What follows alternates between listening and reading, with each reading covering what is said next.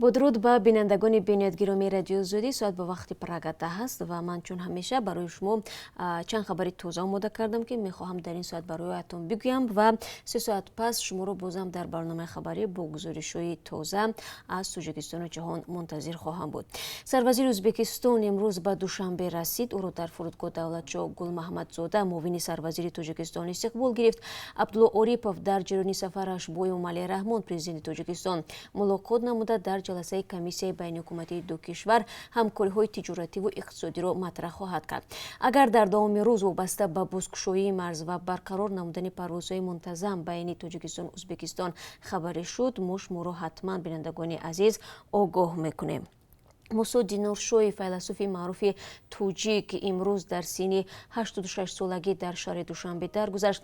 یکی از نزدیکانش در صحبت با رادیو آزادی گفت که مراسم جنازه او امروز ساعت 12 در محله معروف به 7 کیلومتر در پایتخت برگزار می شود.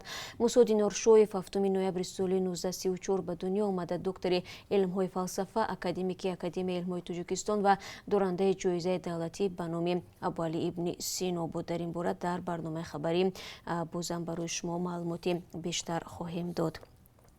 وزارت امور خارجه تاجیکستان با پخش اظهارات از زدوخورد نظامی بین آذربایجان و ارمنستان عمیقاً اظهار نگرانی کرد. اظهارات وزارت شام 28 سپتامبر در وبسایت رسمی این نهاد نشر شد.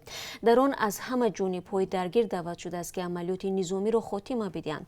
مقامات تاجیک گفتند که حل نزاع در کوهستان قره‌باغ تنها با راه‌های سیاسی و دیپلماتی امکان پذیر است.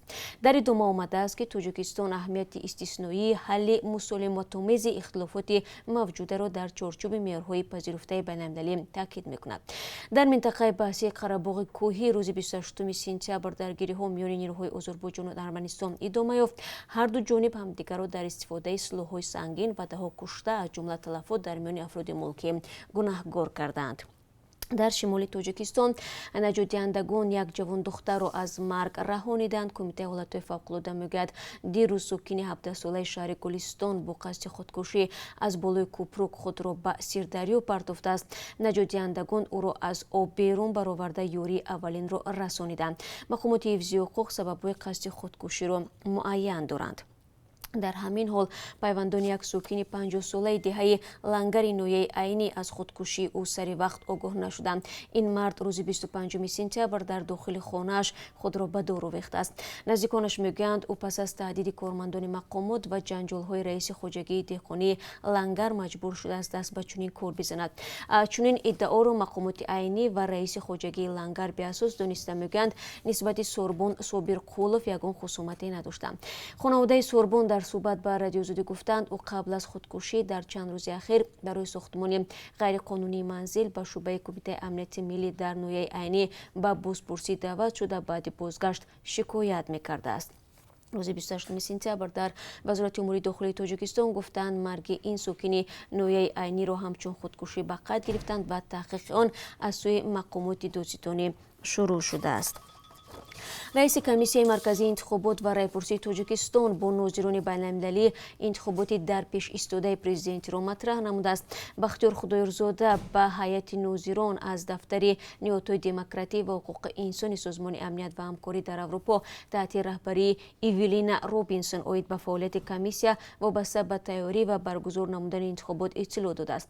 خدایارزاده میگوید تاجیکستان برای جلب نظررس زنان در هیئت کمیسیه‌های انتخاباتی ولنتیران روی چاره‌های وابسته به پیشگیری پنجشنبه پاندمی کووید 19 در حوزه و قطعه‌های آوازدهی انتخاباتی در روز انتخابات کارهای مشخص را انجام داده است. هفته گذشته یک مسئول دفتر نهادهای دموکراتی و حقوق انسان به رادیو آزادی گفته بود که یک گروه خرد کارشناسانش را به تاجیکستان می‌فرستد. بهای این نهاد از انتخابات پرزیدنتی در دوام سالهای استقلال غالباً انتقادی بوده. همه آوازی ها را مخالف با معیارهای انتخابات دموکراتی ارزیابی کرده است. باید گفت که انتخابات پرزیدنتی در تاجیکستان روز 11 اکتبر برگزار می شود.